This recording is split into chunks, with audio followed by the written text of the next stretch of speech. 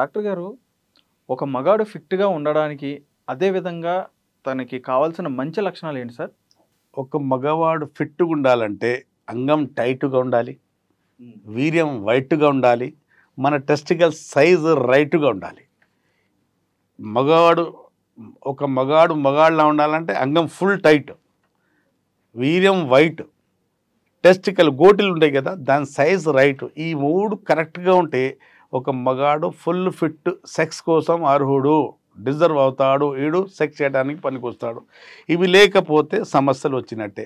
Example, ఇప్పుడు మీకు morning పొద్దున్న తెల్లారుజామున అంగంలో స్తంభన రావాలి, అది మంచి లక్షణము. ఒకవేళ మీకు మార్నింగ్ అంటే తెల్లారుజామున అంగంలో ఎరెక్షన్ రావట్లేదు, స్తంభన రావట్లేదు అంటే మీకు సమస్య ఉన్నట్టే.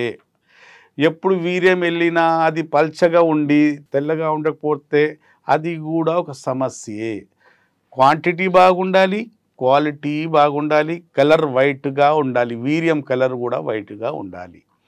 మూడోది ఇక్కడ ఏంటంటే అంగం స్తంభించినప్పుడు చాలా టైట్గా ఉండాలి. ఈ మూడు లక్షణాలు లేకపోతే అతను సెక్స్ కోసం ఫిట్ లేడు. ఫస్ట్ లక్షణం అంగం టైట్, వీర్యం వైట్, 2 to 5 ml క్వాంటిటీ ఉండాలా, టెస్టికల్ బీజాల సైజ్ కరెక్ట్ ఉండాలా. ఈ మూడు కరెక్ట్ ఉంటే సెక్స్ సవ్యంగా సాగుతుంది. రేపు పెళ్ళైనా కూడా ఏ సమస్య రాకుండా ఉంటుంది. అంగం కూడా కుచించుకుపోయి ఉండకూడదు, షింక్ అయిపోయి ఉండకూడదు. ఈ మూడు సమస్యలు చెప్పాను కదా. పొద్దున్న ఎరెక్షన్స్ రాలేదు అనుకోండి, మీకు రావట్లేదు, మీ వీర్యం కూడా పల్చగా అయిపోయింది, వైట్గా కూడా లేదు, స్తంభన కూడా టైట్గా లేదు అంటే అంగం ఆకారం కూడా పాడైపోయింది అనుకోండి, అప్పుడు మీకు ట్రీట్మెంట్ అనేది అవసరము. ఇవన్నీ ఎందుకు పాడవుతాయి అంటే అతిగా హస్తప్రయోగం చేయటం వల్ల, బూతు సినిమాలు చూడటం వల్ల, బొర్ల బండుకొని అంగానికి బెడ్డుతో రాపిడి చేయటం వల్ల, లేకుండా సిగరెట్లు అతిగా తాగటం, మందు అతిగా తాగటం వల్ల అంగస్తంభన సమస్య, న్యూరోపతి, నరాల సమస్య, రక్తనాళాలు కుచించుకుపోయి దాంట్లో, లేకుండా ఈ స్మోకింగ్ వల్ల, డయాబెటీస్ వల్ల అంగం వైపు రక్తం సరిగా రాకపోవటం వల్ల అంగం పూర్తి స్థాయిలో టైట్ కావద్దు.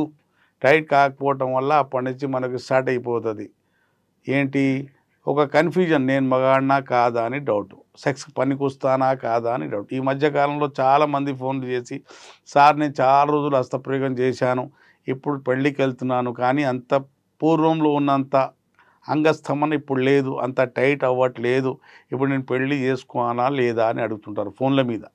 వాళ్ళకి నా సందేశం ఏంటంటే, ప్రీ మ్యారిటల్ హెల్త్ చెకప్ ఒకసారి చేయించుకోవాలి. అట్లాంటి వాళ్ళు, అందరని కాదు, ఎవరికి సమస్య ఉంటుందో వాళ్ళు తప్పనిసరిగా ట్రీట్మెంట్ చేయించుకో ముందు పెళ్ళి మాత్రం చేసుకోకూడదు. అతిగా హస్తప్రయోగం చేసేవాళ్ళు, బూత్ సినిమాలు చూసేవాళ్ళు, బోర్ల పండుకొని, ప్రోన్ మాస్టర్బేషన్ అంటారు, బోర్ల పండుకొని బెడ్తో ఒకటే రాపిడి చేస్తుంటారు, అలా పై ప్రాప్తి పొందారు. ఇట్లాంటి వాళ్ళు ట్రీట్మెంట్ తీసుకొని పెళ్లి చేసుకోవాలి. ఇప్పుడు యుద్ధానికి వెళ్తున్నాం కదండి, ఆయుధం లేకుంటే ఓటమి తథ్యము. కాబట్టి ఇది కూడా ఒక యుద్ధమే, రెండు శరీరాల మధ్య జరిగే యుద్ధానికే సెక్స్ అంటారు. సెక్స్ అంటే, పెళ్ళి అంటే ఏంటంటే ఒక సెక్స్కి పర్మిషన్, సెక్స్ కోసం పర్మిషన్. కాబట్టి సెక్స్, మీ దాంపత్య జీవితం హాయిగా సాగాలి, కొనసాగాలి అంటే అంగంలో దమ్ము ఉండి తీరాలి. దమ్ము కాదు, ఆ దమ్ము ఎప్పటివరకంటే మన భార్యకు పోషించాలని మన హక్కు ఉంటుంది కదా. మన హక్కు ఏంటంటే భార్యకు పోషించాలి, అలాగే భార్యకు భావి ప్రాప్తి కలిగించాలి, అది కూడా మన బాధ్యతే. ఆమెకు సెక్స్లో భావి ప్రాప్తి కలిగించకపోతే చాలా ఇబ్బందులు వస్తాయమ్మా. కాబట్టి ఇట్లాంటి సమస్యలు ఉన్న వాళ్ళు నాతో సంప్రదించవచ్చు. విదేశాలు ఉన్నవాళ్ళు, ఇండియాలో ఏదైనా వేరే స్టేట్లో ఉన్నవాళ్ళు ఆన్లైన్ పెయిడ్ కన్సల్టేషన్ తీసుకోవచ్చు. హైదరాబాద్ పరిసరాల్లో ఉన్నవాళ్ళు నేరుగా వచ్చి నాకు చూయించుకోవచ్చు. మీకు ఏ సందేహం లేకుండా, అంటే మీకు ఏమైనా డౌట్లు ఉంటే ఫోన్లో అడిగి మరీ తెలుసుకోవచ్చు. మీకు ఏమైనా ప్రాబ్లం ఉంటే వచ్చి చూయించుకోవచ్చు, ట్రీట్మెంట్ తీసుకోవచ్చు. ముఖ్యంగా ఇక్కడ చెప్పదలుచుకుంది ఒకటే, నేను దీనికి అంగస్తంభన సమస్యకు మా దగ్గర శాశ్వత నివారణ, మళ్ళీ మందులు వాడాల్సిన అవసరం ఉండదు. ఒకేసారి ఒక కోర్సు తీసుకుంటే మళ్ళీ మీకు అవసరం ఉండదు. 3 to 6 months ఇస్తాం, ఈ సమస్యలు లేకుండా పోతాయి. అప్పుడు రంగు సెలవు అండి. మీ డాక్టర్ అస్కరీ, ఎండి, యునాని.